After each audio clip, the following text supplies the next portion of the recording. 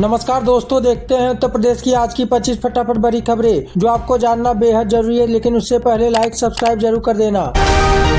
शंकराचार्य का अग्निहोत्री को बड़ा ऑफर, सरकार ने जो पद दिया था उससे बड़ा पद धर्म के क्षेत्र में देंगे। यूजीसी के नए नियमों और शंकराचार्य के शिष्यों की पिटाई से आहत होकर बरेली के सिटी मजिस्ट्रेट अलंकार अग्निहोत्री ने गणतंत्र दिवस पर अपने पद से इस्तीफा दे दिया। इसके बाद शंकराचार्य स्वामी अभिमुक्तेश्वरानंद ने उनसे फोन पर बात की। उन्होंने अलंकार की सनातन धर्म के प्रति निष्ठा का सराहना की और उन्हें सरकार द्वारा दिए गए पद से भी बड़ा पद धर्म के क्षेत्र में देने का प्रस्ताव दिया, जिसे अलंकार ने स्वीकार किया।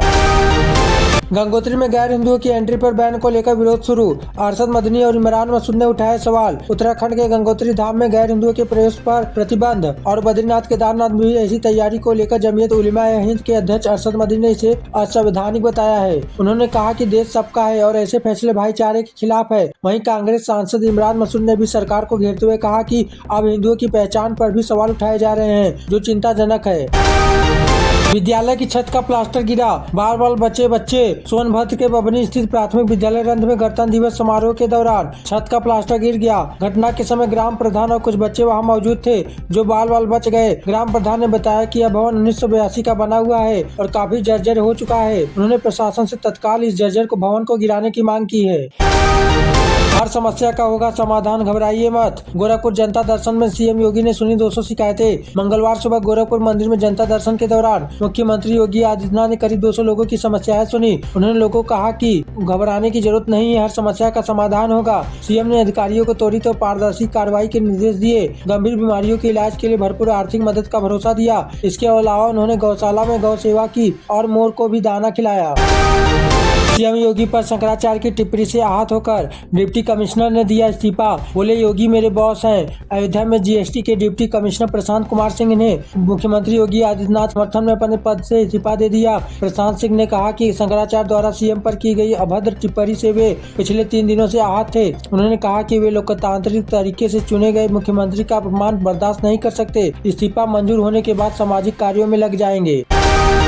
सैटेलाइट फोन संघ दिल्ली समेत 10 एयरपोर्ट घूमली कंबोडियाई महिला लखनऊ में पकड़ाई। हरकंप लखनऊ एयरपोर्ट पर मंगलवार को सीआईएसएफ ने कंबोडियाई महिला को सैटेलाइट फोन के साथ पकड़ा। जांच में पता चला कि वह इस फोन के साथ दिल्ली सहित 10 हवाई अड्डों पर घूम चुकी है। महिला ने बताया कि वह कंबोडिया में इसी फोन से बात करती है। सुरक्षा एजेंसियां अब उसके यात्रा और इतिहास दस्तावेज की गहन जाँच कर रही है। इस घटना ने सुरक्षा व्यवस्था पर सवाल खड़े कर दिए हैं।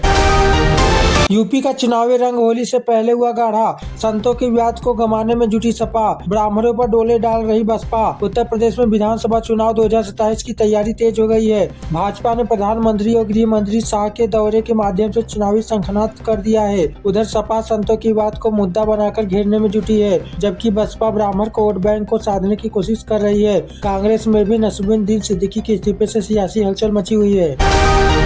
जब पैदल चलकर बाग में अचानक पहुंच गए एसडीएम साहिल कुमार, भागने का मौका भी नहीं मिला। इटौजा में बड़ी कार्यवाही, लखनऊ के इटौजा के एसडीएम साहिल कुमार ने आधा किलोमीटर पैदल चलकर अवैध खनन नगर यहाँ में चल रहे इस अवैध कारोबार में छापेमारी कर एक ट्रैक्टर ट्रॉली जब्त की गई। ट्रैक्टर मालिक पर 25,000 का जुर्माना लगाया गया। वहीं खेत मालिक किसान को खनन विभाग द्वारा 5 लाख का नोटिस जारी किया गया। पुलिस ने भविष्य में भी सख्त कार्रवाई की चेतावनी दी है।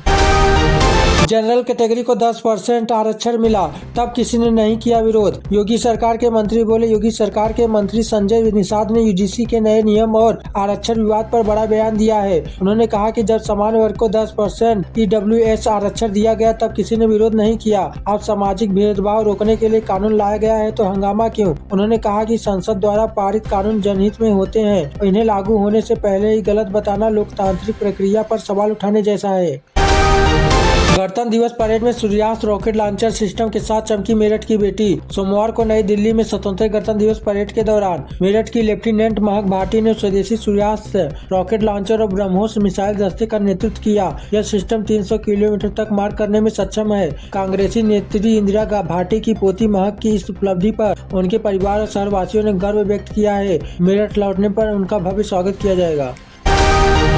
कानपुर में हैवानियत, दहेज के गर्भवती महिला को पीटा, पेट में पल रहे बच्चे की मौत। कानपुर देहात के दशहरा सुजानपुर गांव में एक दिल दहला देने वाला मामला सामने आया है। यहां एक महिला ने आरोप लगाया है कि अतिरिक्त दहेज की मांग पूरी न होने पर ससुराल वालों ने उसकी पिटाई की, जिससे उसके गर्भस्थ शिशु की मौत हो गई। पीड़िता की शिकायत पर पुलिस ने पति समेत 5 लोगों के खिलाफ मुकदमा दर्ज कर जाँच शुरू कर दी है। महिला की शादी 3 मई 2023 को हुई थी।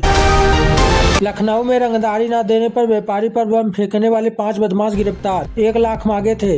लखनऊ के दुबगा व्यापारी में 1 लाख की रंगदारी मांगने और दहशत फैलाने के लिए बम फेंकने वाले 5 बदमाश को पुलिस ने गिरफ्तार कर लिया है। पकड़े गए आरोपियों के पास से 3 देसी बम भी बरामद हुए हैं। पुलिस ने खुलासा किया कि यह बदमाश राहगीरों से मोबाइल लूटकर उसी से रंगदारी मांगते थे। फिलहाल पुलिस ने सभी आरोपियों को जेल भेज दिया है और फरार साथी की तलाश जारी है।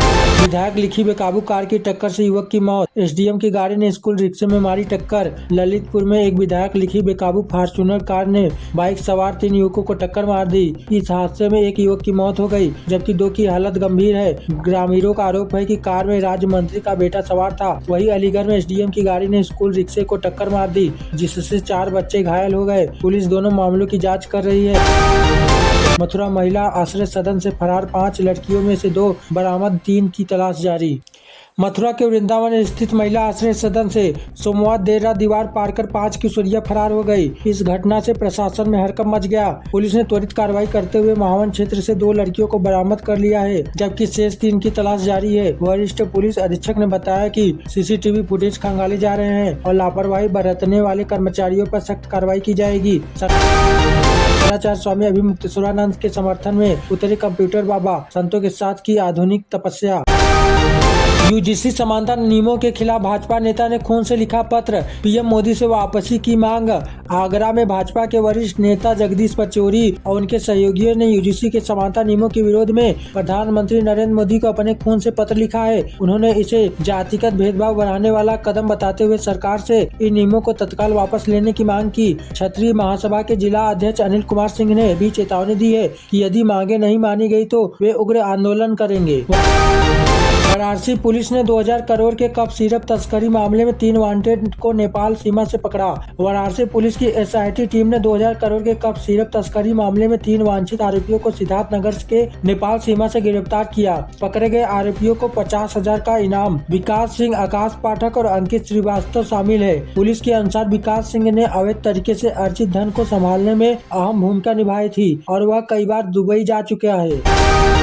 एसआईआर में राहत, बुजुर्गों और महिलाओं को नहीं होना पड़ेगा परेशान। घर के सदस्य भी जमा कर सकेंगे नो मैपिंग कागजात। इटावा में एसआईआर के तहत नो मैपिंग वाले मतदाताओं को बड़ी राहत दी गई है। सुनवाई स्थल दूर होने के कारण बुजुर्गों और महिलाओं को हो रही परेशानियों को देखते हुए प्रशासन ने नियमों में ढील दी है। अब वे खुद जाने के बजाय अपने किसी परिजन को प्रतिनिधि बनाकर दस्तावेज जमा करवा सकते हैं। जिले में 1,37,000 लोगों को नोटिस भेजे गए हैं, जिनकी सुनवाई 27 जनवरी से फिर से शुरू हो चुका है। यूजीसी के नए नियमों पर बिग अपडेट। यूपी से गए सबर आर्मी से मिले यूजीसी के चेयरमैन 15 दिन में करेंगे यह काम। यूजीसी के नए नियम के विरोध के बीच यूजीसी चेयरमैन ने नई दिल्ली में सबर आर्मी के पदाधिकारियों से 15 मिनट तक मुलाकात की। चेयरमैन ने केंद्र सरकार से बात करने के लिए 15 दिन का समय मांगा है। सबर आर्मी ने कहा कि 16वें दिन फिर वे विरोध करेंगे, लेकिन देश भर में उनका प्रदर्शन जारी रहेगा। उन्होंने मांगा कि शिकायतों की निष्पक्ष जांच हो और गलत शिकायत पर कार्रवाई की जाए।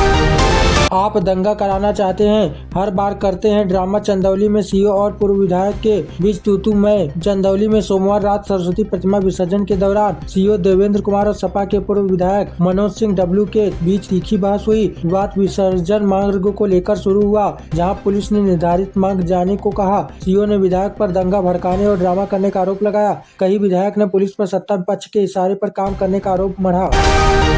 5 दिन काम की मांग को लेकर बैंक कर्मी हड़ताल पर किया प्रदर्शन। देवरिया में बैंक कर्मचारियों ने सप्ताह में 5 दिन काम और वेतन संशोधन की मांग को लेकर मंगलवार को हड़ताल की और सुभाष चौक पर प्रदर्शन किया। जिला महामंत्री शिव दुबे ने कहा कि मार्च 2024 में हुए समझौते के बाद भी सरकार ने कोई सकारात्मक कदम नहीं उठाया, जिससे कर्मचारी आहत है। लगातार चौथे दिन भी बैंकों में कामकाज ठप रहा, जिससे आम जनता को परेशानियों का सामना करना पड़ा।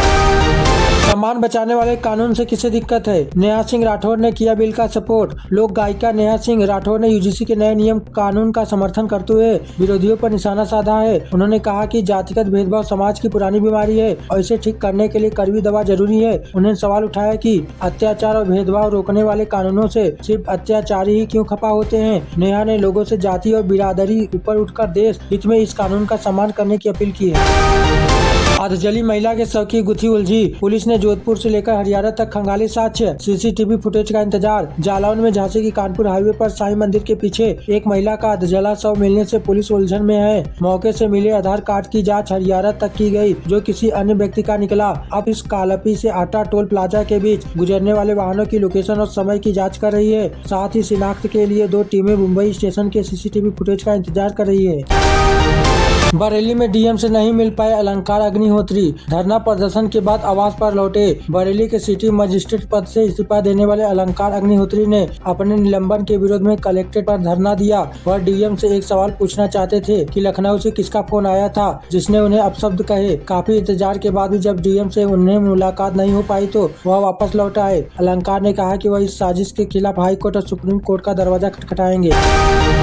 अब कीटनाशक नहीं, सौर ऊर्जा से होगा फसलों के कीटों का खात्मा। 75% मिलेगी सब्सिडी। लखीमपुर खीरी में कृषि विभाग ने फसलों को कीटों से बचाने के लिए सोलर लाइट ट्रैप योजना शुरू की है। इस पर 75% सब्सिडी मिलेगी। 1500 किसानों को पहले आओ पहले पाओ के आधार पर लाभ दिया जाएगा। 635 रुपए के उपकरण और 431 का अनुदान मिलेगा, जिससे किसानों को यह मात्र 204 रुपए में उपलब्ध होगा। दोहरे मापदंडों पर अब बृजभूषण सिंह के बेटे विधायक प्रतीक भूषण ने यूजीसी एक्ट के खिलाफ खोला मोर्चा। पीसीएस अधिकारी अलंकार अग्निहोत्री के इस्तीफे के बाद अब भाजपा के भीतर से भी यूजीसी रेगुलेशन 2026 के खिलाफ आवाजें उठने लगी हैं। पूर्व सांसद बृजभूषण शरण सिंह के बेटे और विधायक प्रतीक भूषण सिंह ने सोशल मीडिया पर इस कानून का विरोध किया है। उन्होंने इतिहास के दोहरे मापदंडों पर सवाल उठाते हुए कहा कि सवर्णों को ऐतिहासिक अपराधी मानकर निशाना बनाया जा रहा है।